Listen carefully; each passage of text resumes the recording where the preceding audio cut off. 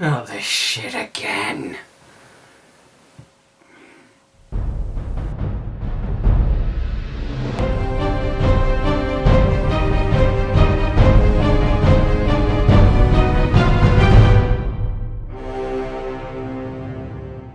Hello and welcome to Good or Bad. All things must come to an end, and for Freddy Krueger this is the end, unless you count the crossover, the remake, or that weird meta reboot thing.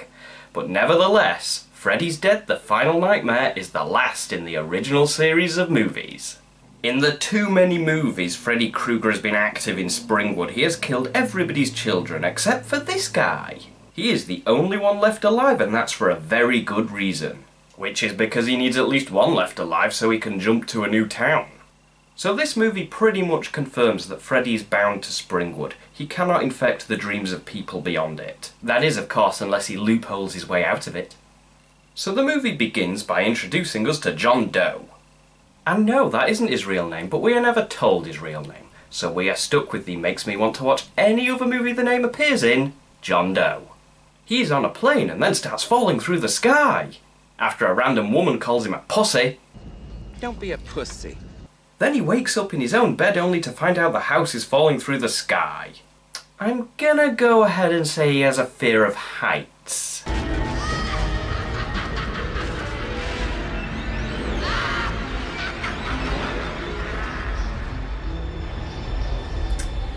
I'll get you, my flea, and your little soul too. Oh, come on, this has to be a new low even for Freddy. The fear-riddling dream demon of the past is long gone, and has been replaced by a wet-your-pants 1930s comic relief act. So to cut this dream sequence short, John gets hit by a bus and knocked out of Springwood. Well, as bus-related scenes in Nightmare on Elm Street movies go, this could have been worse. Much worse. So John now wakes up in the real world outside of Springwood with no memories of who he is. So he is picked up by the cops and delivered to a youth shelter, where we meet Maggie, who is played by Lisa Zane. She is a doctor at the shelter. Then we have the therapist, played by Yaphet Kotto, who is going to try dream therapy to help the kids deal with their various problems. He also happens to know about the legendary dream demons who roam the land of dreams looking for the most twisted and evil person they can find. So a mere 6 movies in, they are telling us how he can do what he can do. Why? They made it 5 movies without telling us. We don't need to know now. And it is pretty clear that they stopped taking Freddy seriously when they started making him clown around so much. After John is brought into the shelter, Maggie talks to him, but doesn't get much out of him. Later that night, the two of them have a dream. Maggie's is about a little girl running around and a man, spoiler alert, it's obviously Freddy, even though the movie isn't directly telling us it's Freddy yet, but it's so obvious why even bother not doing that. And then someone starts screaming in the background. Yeah, it's as creepy as it sounds. John's dream, on the other hand, is about the same little girl leading him to a padded cell. Maggie pieces together the fact that he must have come from Springwood because of the similarity of their dreams, so she thinks that going to a familiar place might jog some memories, and help her solve her own perplexing dreams as well. Okay, there's a mystery to solve and I think I can work it out! John is the last survivor of the Springwood kids. Freddy told him to go and fetch. He winds up in a shelter that just so happens to have a woman who dreams about a man that sounds exactly like Freddy. Except that in the dreams, Freddy is just a regular man, a man who seems playfully playing around with a little girl. And no, not in the disgusting way, in a loving way. And yes, you can absolutely play something not playfully. Try playing Bloodborne playfully, see what happens. I've got a bit off topic. Ah yes, back to the mystery. In both of their dreams, they both see the same little girl. That can't be a coincidence. She is the key. Who is she? Someone who was close to Freddy when he was alive? Someone who'd be all grown up now, living her own life far away from Springwood? I deduce that this little girl can be none other than Maggie. I bet you thought I was going to drag this out and then get it wrong for comedic effect. Well, shame on you! So it turns out that some of the other shelter's youths were hiding in the van. And these 3 are Carlos, Spencer and Tracy, who are played by Ricky Dean Logan, Breckin Mayer and Leslie Dean. Maggie doesn't turn the van around because they have already arrived in Springwood, so instead tells them what to do. First, I want you to find a phone, call Kelly, and tell him you're all right. Then I want you to get in that van and drive straight back to the shelter. Think you can handle that? So they hid in the van just to get away from the shelter for a bit, and you trust them just to drive straight back to the shelter without any supervision at all. Yeah. Good plan. And to top it off, they don't even know the way back. But to be fair to those guys, Freddy is powerful enough to manipulate their surroundings even when they are awake, to some degree at least. I mean, it makes sense. Freddy's powers are based on fear, and he has driven an entire town crazy with fear. He is more powerful than ever right now. So while they drive hopelessly around, Maggie and Joe find out that when Freddy was alive he had a kid who was taken away from him and put into an orphanage. But what they don't know is that Maggie was the child. In fact, John thinks he is the child. Yeah, that's right. He thinks he is Freddy Krueger's kid. Despite the fact that they found out that Freddy Krueger's child was taken away from him in 1966, and by then this child was a few years old. In fact, the wiki puts the birth date of the child at 1961, but they never really find out the birth date, so they don't know that. But even so, he is clearly not old enough. So how old would this child be now? Well, this movie's set in the 90s. The child was born in the 60s. Do the maths. Must be 30-something years old. And John thinks he is that child. Despite being put in a youth shelter. Did basic mathematics escape him? And Maggie? But moving on from that, the other three decide to hold up for the night in an abandoned house, where Freddy begins to pick them off, starting with Carlos. Freddy plays on the fact that he has hearing problems and cuts off his hearing completely. Oh, Carlos, lend me your ear.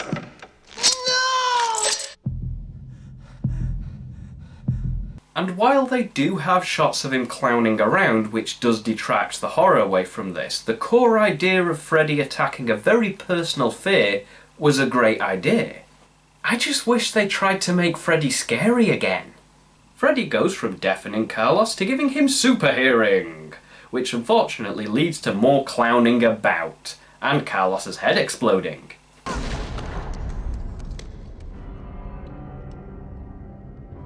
Nice hearing from you, Carlos. Oh yeah, and that bad pun too. Next up is Spencer's turn. He's a stoner and he's getting high while watching TV. But before we jump into another death, let's check in on John and Maggie.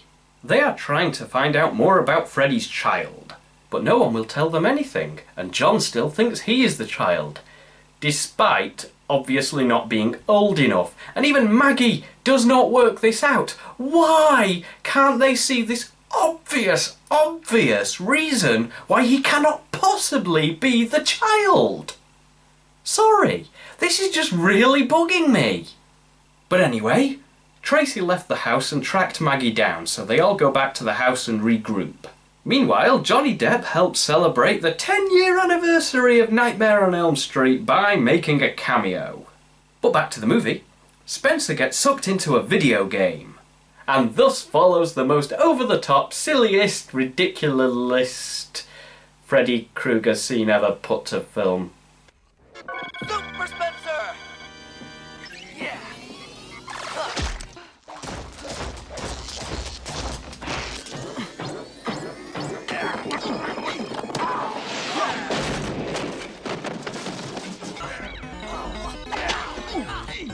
Oh shit, Spencer!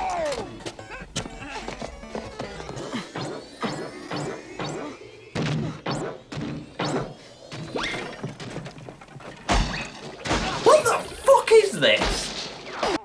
Free graphics. After Spencer gets his ticket out of this movie, you lucky bastard! Sorry, that was childish. John jumped into hero mode and dived into Freddy's nightmare world, just to try and pull Spencer out, but he failed and Spencer died, which resulted in John being trapped in Nightmare Land. But John is still feeling pretty confident that Freddy won't hurt him. You know, I think this death would have been a lot cooler if they hadn't have shown so much.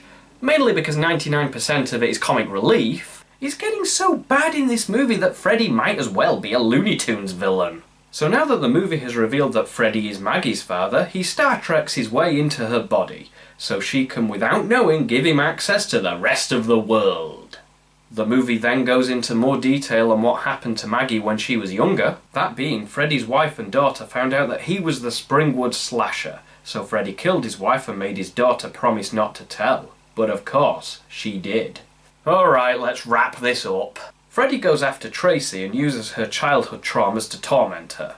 And again, I like that he is going after very personal fears and not just basic fears that everyone would have. It makes him more of a dream demon and less of a guy just trying to scare someone. But Tracy manages to escape the nightmare by burning herself, so Freddy goes after the bad guy from Live and Let Die instead. Sorry, I don't know why, I just had to bring up the fact that he was a Bond villain. They have a little chat about the dream demons that gave him his powers, then the Doc wakes up. The Doc then realises that when he woke up he brought a piece of Freddy's sweater with him, so they come up with a plan to Nightmare on Elm Street 1 him all over again. In other words, go to sleep, grab him, wake him up and beat the shit out of him. But this time they are going to use the magic of 3D glasses! So they can see better in the dream world, which is obviously just a pathetic attempt to shoehorn in the fact that this movie was one of those earlier 3D experiments. And I am not fucking wearing this the entire time again! While Maggie searches for Freddy in the dream world, Freddy shows us some memories. One of them being that he killed the class hamster, and another being he enjoyed inflicting pain on himself when he was younger. Well, what else could we expect from Freddy's past? We know what you want. No. No. No, movie. No. When Freddy confronts Maggie, she grabs him and wakes up, but Freddy isn't there when she wakes up, but she is sure it works, so they take up arms and go looking for him. When she finds him, the others get locked out, so it's a one-on-one deathmatch. It's time to end this. It's finale time. Okay, you all know how this ends. Freddy gets killed. And I guess because it's his daughter that did it, this time it sticks and he gets sent to hell. Kids. And I'm only saying that because Freddy vs. Jason follows this movie on, with him starting in hell and him explaining that they beat him by forgetting him, which this movie doesn't set up at all, so that really doesn't add up or make any sense because Freddy vs. Jason doesn't even mention his daughter, but what the hell, this is the last movie in this series anyway. So the movie ends, but not without one final statement. The credits roll and we get treated to a mashup of clips from the past Nightmare movies. Oh, and a really nice finishing touch. At the very end, a rest in peace Freddy message.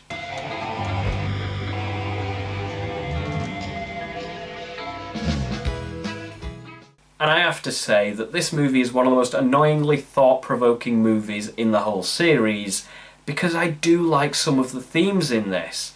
It's just the everything else about this movie that I hate. I like that they wanted to end the series. I like that they showed us a Springwood driven crazy by 10 years of Freddy. And I loved that Freddy played on personal fears instead of just tormenting people in general. But what I hated the most is the fact that they made this the cheesiest version of Freddy we've ever seen, to the point that all that was missing was Freddy being animated.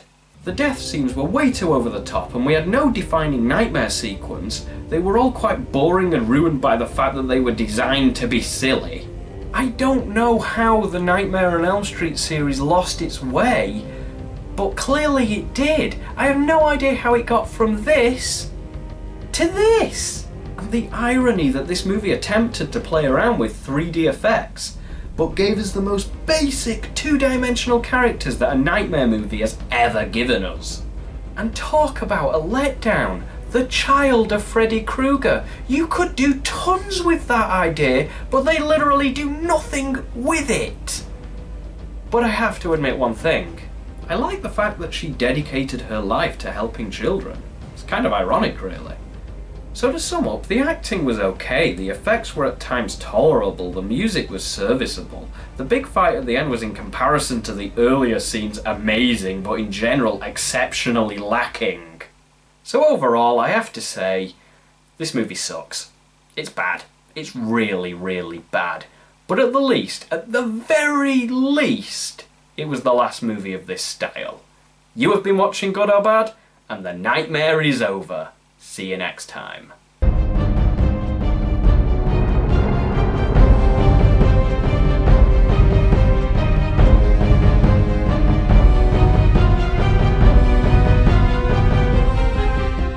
Okay, so we have a new video, which is great, but some of you may have noticed that I may have made a tiny bit of a mistake. That being the scene where Johnny Depp appears and I say he is there to help celebrate the 10-year anniversary of A Nightmare on Elm Street, which was released in 1984. And this one was released in 1991, and for some reason I thought that was 10 years. Right up until the point where I almost uploaded the video, and then I was like, hang on, 84, 91, that's not 10 years. So yeah, I thought, rather than re-recording it, which I could have easily have done, I would leave it in there and specifically point out what a complete and utter idiot I am. Especially considering the fact that I spent the review saying John and Maggie couldn't work out basic mathematics, so I guess it was like it was almost meant to be. There you go. I'm an idiot.